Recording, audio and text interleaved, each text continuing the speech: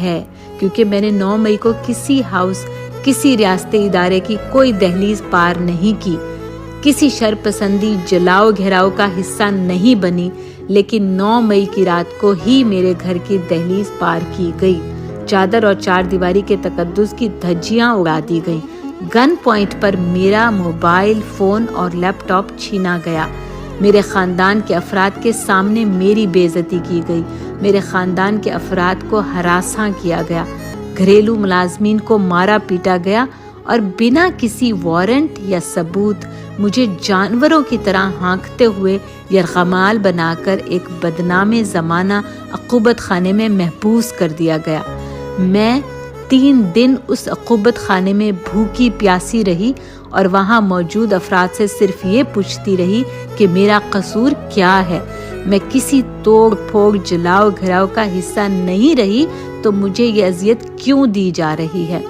3 دن سر توڑ کوشش کے باوجود میرے خاندان کو یہ معلوم نہ ہو سکا کہ مجھے کہاں قید کیا گیا ہے، میں زندہ بھی ہوں کہ نہیں، میری عزت بھی محفوظ ہے کہ نہیں، مجھ پر کوئی تشدد تو نہیں کیا جا رہا۔ میرے گھر سوگ کا عالم تھا، خاندان کے افراد خوف کی کیفیت میں مبتلا تھے کہ کیسے ایک آزاد ملک میں خاندان کے مردوں کے سامنے ان کی بہن بیٹی کو 40 افراد پر مشتمل جتھا اغوا کر کے لے گیا۔ 9 مئی سے فقط چند ماہ قبل میری والدہ کی اچانک وفات سے میرا خاندان پہلے ہی شدید صدمے سے دوچار تھا، اور 9 مئی کا دن میری ذات اور میرے خاندان پر بجلی بن کر گرا۔ دکھ، بے یقینی اور سکتے کا عالم تھا۔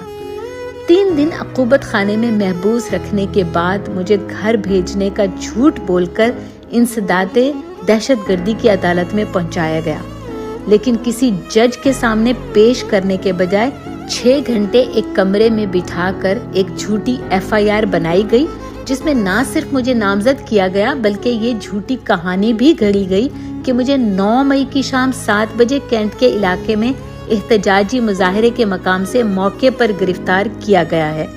یہ جعلی مقدمہ درج کراتے ہوئے انتظامیہ کی بدحواسی کا یہ عالم تھا کہ مجھے 13 مئی کو 3 MPO کے تحت کوٹ لکھپت جیل میں نظر بند کر دیا گیا، لیکن لاہور ہائی کورٹ نے میری نظر بندی کو غیر قانونی اور بدنیتی پر مشتمل قرار دیتے ہوئے مجھے رہا کر دیا۔ لاہور ہائی کورٹ سے رہائی کے بعد میں نے ٹرائل کورٹ سے عبوری ضمانت حاصل کی اور معزز عدالت کے حکم پر ہر قسم کی تفتیش کے لیے خود کو پیش کیا۔ ہر پیشی پہ عدالت حاضر ہوتی رہی، انتظامیہ اور اداروں سے ہر ممکن تعاون کیا۔ میں پہلی خاتون تھی جسے 9 مئی کی رات ہی گھر سے گرفتار کیا گیا تھا، اس لیے بوکھلاہٹ اور بدحواسی میں مجھے مرکزی مقدمہ 96/23 میں نامزد کر دیا گیا۔ میں واحد خاتون ہوں جسے اس مقدمے میں نامزد کیا گیا۔ میرا ریاست سے سوال ہے کہ میں کسی مجرمانہ سرگرمی، توڑ پھوڑ، جلاؤ گھراؤ کا حصہ ہی نہیں تھی تو مجھ پر یہ ظلم کیوں کیا گیا؟ مجھے جھوٹے جعلی مقدمے میں نامزد کیوں کیا گیا؟ میں اپنے ہی گھر میں غیر محفوظ کیوں ہو گئی؟ دن رات یہ خوف طاری رہا کہ دوبارہ کوئی میری 4 دیواری پھلانگ کر مجھے اغوا نہ کر لے، اور 10 اگست کو میرا یہ بدترین خدشہ سچ ثابت ہوا۔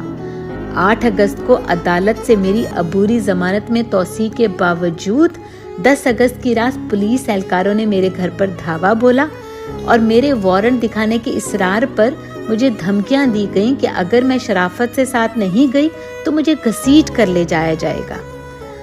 2 دن مجھے مختلف تھانوں میں ذلیل کرنے کے بعد مجھے ایک اور جعلی مقدمے میں جیل بھیج دیا گیا، اور 10 اگست سے تذلیل، ذہنی اور جسمانی اذیت، بے حرمتی اور ناانصافی کا ایک نہ ختم ہونے والا سلسلہ شروع ہوا جو آج تک جاری ہے۔ ہمیں بھیڑیوں کے آگے پھینک دیا گیا، بے عزتی اور بے حرمتی ہمارا مقدر بنا دی گئی، ہمیں دہشت گرد، شرپسند، فسادی عورتوں کے نام سے پکارا جانے لگا۔ زومانی فکرے، حقارت امیز ہنسی، دھونس، دھمکی روٹین بن گئی۔ شناخت پریڈ کے نام پر بے عزتی اور ناانصافی کا سامنا کیا۔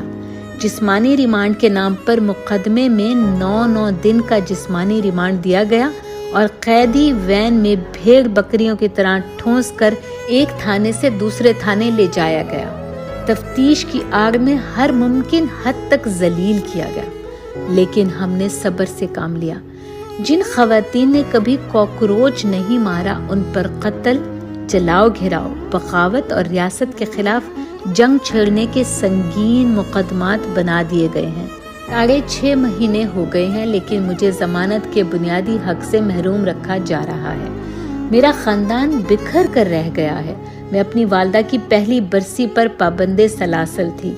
میں اپنے بیمار والد کی عیادت سے قاصر ہوں۔ اللہ نے میرے بھائی کو 7 سال بعد اولاد کی نعمت سے نوازا، لیکن میں اپنے خاندان میں برسوں بعد آنے والی اس خوشی کو منانے سے محروم جیل میں قید ہوں۔ جیل میں ایک دن نماز فجر کے دوران ایک خاتون کو زار و قطار روتے ہوئے یہ دعا کرتے سنا کہ یا اللہ، اس ملک کے منصفوں اور حکمرانوں کے دلوں میں ہم عورتوں کے لیے رحم ڈال۔ اور میں یہ سوچتی رہی کہ یہ کیسی ریاست ہے جہاں بسنے والی خواتین اپنے ہی حکمرانوں کے قہر سے پناہ مانگتی پھر رہی ہیں۔ وہ خاتون فرزانہ سرور خان تھی، جن کی رہائی ان کے شوہر کی وفات کی وجہ سے ممکن ہو سکی۔ پاکستان کی 76 سالہ تاریخ گواہ ہے کہ پاکستانی سیاسی جماعتوں اور سیاسی خاندانوں سے تعلق رکھنے والی کسی خواتین پر وہ ظلم جبر نہیں ہوا جو ظلم اور جبر کا شکار تحریک انصاف سے تعلق رکھنے والی خواتین ہوئیں۔ ایسا سلوک تو دشمن ملک کی خواتین کے ساتھ بھی روا نہیں رکھا گیا۔ ہم تو آپ کی اپنی بیٹیاں ہیں، ہم سے اتنی نفرت کیوں؟ ہم پر اس ملک کی زمین تنگ کر دی گئی ہے۔ ملک کی ذہین و فتین ڈاکٹر، انجینئر، وکلا، فیشن ڈیزائنر کو جیلوں میں قید کر کے دہشت گردوں کے طور پر پیش کیا جا رہا ہے۔ جن خواتین نے دنیا بھر میں پاکستان کا نام روشن کیا، انہیں آپ نے دہشت گردوں کے طور پر پیش کر دیا۔ یہ اس ملک کی توہین ہے۔ کس قانون کے تحت خواتین کو ضمانت کے حق سے محروم رکھا جا رہا ہے؟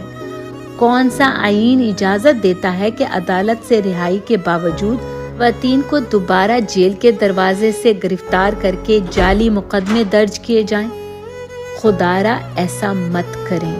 8 فروری کو عوام نے اپنے ووٹ کی خاموش طاقت سے اس ظالمانہ نظام کو مسترد کر دیا ہے۔ خواتین کی بڑی تعداد کا گھروں سے نکل کر ووٹ ڈالنا اس بات کی نشاندہی کرتا ہے کہ وہ اس ملک کی خواتین پر ہونے والے مظالم پر ہم اور شکوہ کناں ہیں، اور آپ سے ان تمام زخموں کا مداوع چاہتی ہیں جو 9 مئی کے بعد ہماری روحوں پر لگائے گئے۔ ہم پر زبردستی لگایا گیا دہشت گردی کا لیبل اس قوم نے اتار پھینکا ہے۔